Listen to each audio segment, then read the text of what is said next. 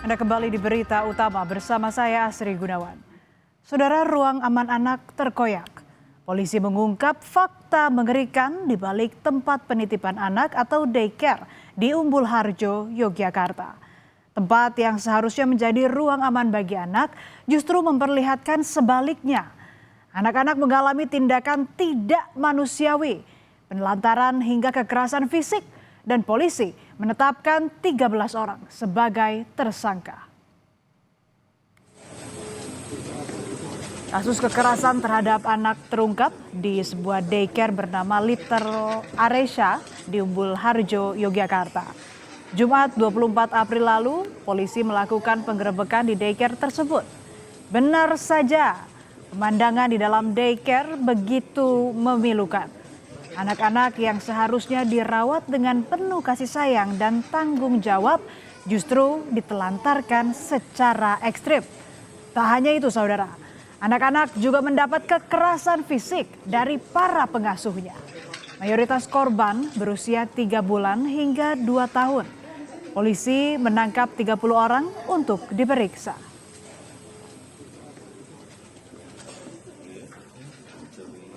Karena petugas kita memang melihat langsung bahwa anak tersebut diperlakukan tidak manusiawi.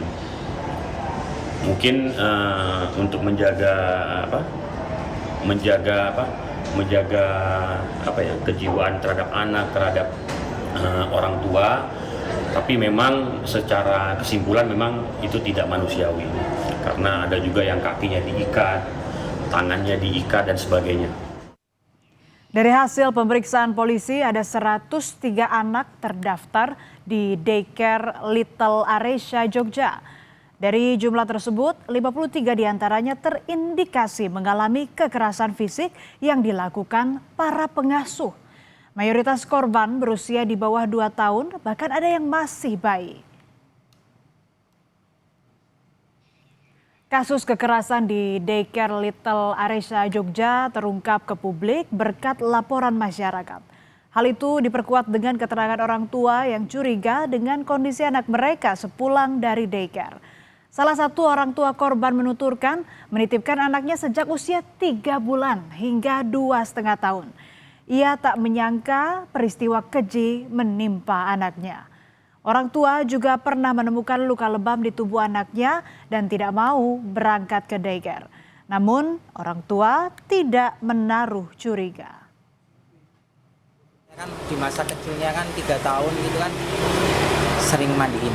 Ya kan, sering mandiin kan kita mandiin kan pasti kita tahu posisi. Loh, kok ini ada biru 2 di sebelah sini sama di sebelah mana gitu kan. Ada 2 pokoknya. Itu kan terus habis itu, "Adik, kenapa?" Enggak apa-apa gitu. Tapi setelah itu kan anak itu nangis, nggak mau sekolah, nggak mau. Pasca penggerebekan daycare Little Aresha di Jogja, orang tua korban ramai-ramai mendatangi Mapolresta Yogyakarta. Mereka ingin memastikan kelanjutan proses hukum atas kasus kekerasan yang menimpa anak-anak mereka. Salah satu orang tua korban mengatakan syok dan tidak menyangka tempat yang dikira bertanggung jawab ternyata malah sebaliknya. Ia juga mengaku pernah mendapat laporan dari daycare soal luka di tubuh anaknya yang disebut sudah ada sejak sang anak tiba di daycare.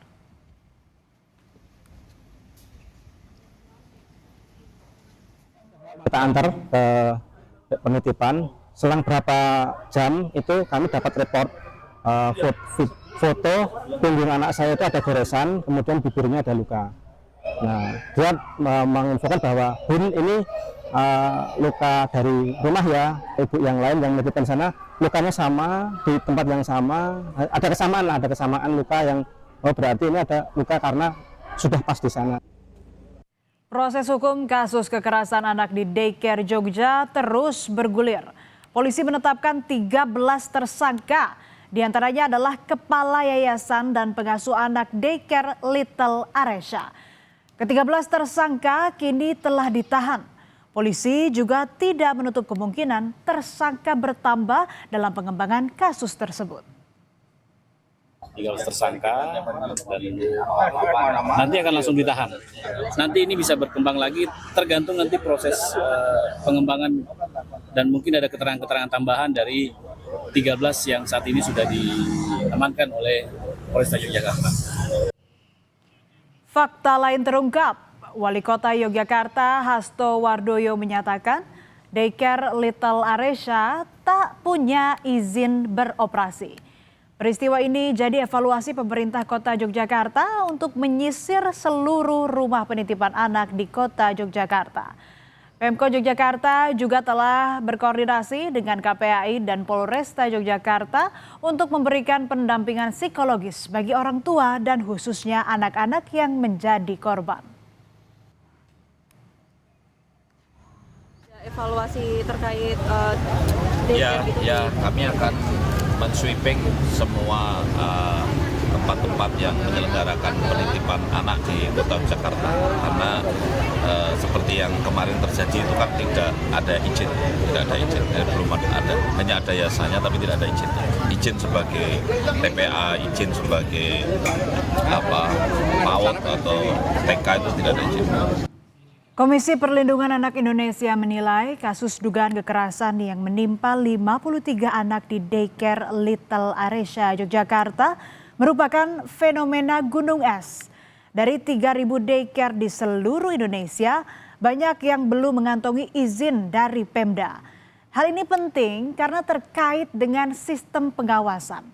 Tanpa pengawasan, maka terbuka celah kemungkinan terjadi kekerasan terhadap anak. Selain meminta, Pemda juga diminta aktif jemput bola terkait izin daycare dan orang tua yang anaknya menjadi korban kekerasan diminta untuk berani melapor. Menyarankan kepada seluruh orang tua yang pernah menitipkan anaknya di daycare ini untuk berani melapor. Jadi jangan takut pada yang sekarang saja. Dan saya ingin menegaskan kembali, Mbak. Jadi kalau yang dimaksud ada 103 anak, kemudian 53 anak itu yang mendapatkan kekerasan secara langsung. Tetapi kita juga harus melihat dari 103 ini, sisanya itu, maaf ya saya mengatakan kok sisa ya. Baik, singkat saja Ibu. Di luar 53 itu juga sebenarnya korban loh Mbak. Maaf, mereka juga melihat, mereka juga mendengar. Mereka mungkin tidak secara langsung, ya, tetapi mereka juga berhak untuk mendapatkan pendampingan psikososial. Anak-anak rentan jadi korban kekerasan karena mereka belum lancar mengungkapkan apa yang dialami. Orang tualah yang harus peka untuk memperhatikan bahasa tubuh anak baik saat sebelum diantar ke daycare maupun setelah pulang dari daycare. Anak-anak yang dia belum bisa berbahasa dengan cara yang baik itu menjadi sesuatu yang sangat menguntungkan bagi pelaku. Ini ada celah yang sangat-sangat dimanfaatkan karena secara verbal mungkin anak-anak tidak bisa menyampaikan kronologinya. Tetapi bagaimanapun juga sebetulnya yang bisa ditangkap itu bukan hanya kata-kata dari anak-anak tetapi bahasa tubuhnya. Sehingga yang harus diketahui oleh orang tua adalah ketika pulang dari tempat daycare itu atau sebelum berangkat, bahasa tubuhnya menunjukkan apa? Karena bagaimanapun juga bahasa tubuh itu lebih dari 1.000 kata. Apakah dia ketika mau diantarkan itu dia dalam kondisi yang riang gembira, atau dia ketakutan, atau dia tiba-tiba sakit perut, berarti kan ada psikosomatis yang membuat anak merasa takut berada di tempat itu. Data KPAI setidaknya ada 3.000 lebih tempat penitipan anak atau daycare di Indonesia. Sayangnya, jumlah yang terbilang banyak tak diikuti dengan kepatuhan perizinan oleh para pemiliknya. Hal inilah yang memicu kasus kekerasan di daycare kerap berulang akibat minimnya pengawasan.